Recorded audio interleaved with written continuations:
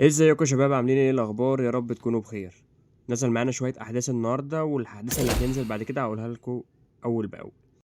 وزي ما انتم شايفين عجله الحظ اهي قدامنا، نزلت بشعر لون تاني غير الاصفر اللي كان هينزل. تمام.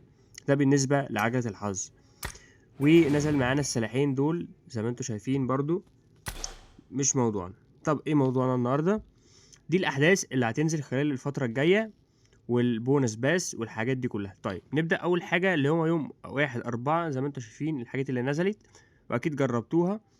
مش حلوة قوي في اللعبة بس شغالة. هي عجلة الحظ اللي نزلت برضو النهاردة واللبسة. طيب ايه تاني هينزل يوم 10/4 الرفيق. تمام، ده بالنسبة للرفيق. ويوم 8/4 هينزل المود الفرعون. جميل جدا.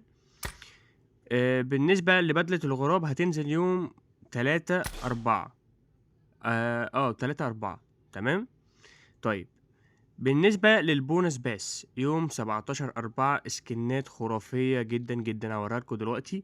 زي ما انتوا شايفين كده هينزل معانا سلاحين، وهينزل معانا اللبسة والعربية التحفة جدا دي.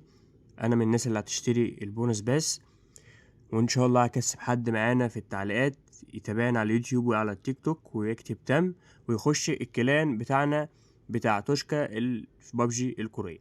تمام. وان شاء الله اختار حد يكسب البونس باس. وبالنسبة للروم، لما ان شاء الله نكمل 60 في الكلان، هعمل لكم الروم على شداد بابجي، وهنفتحه بس على التيك توك، وان شاء الله اللي هيكسب هنبعتوله الشداد على اللايف. بس كده يعني نكون وصلنا لاخر الفيديو. متنساش تعمل لايك واشتراك في القناة. سلام.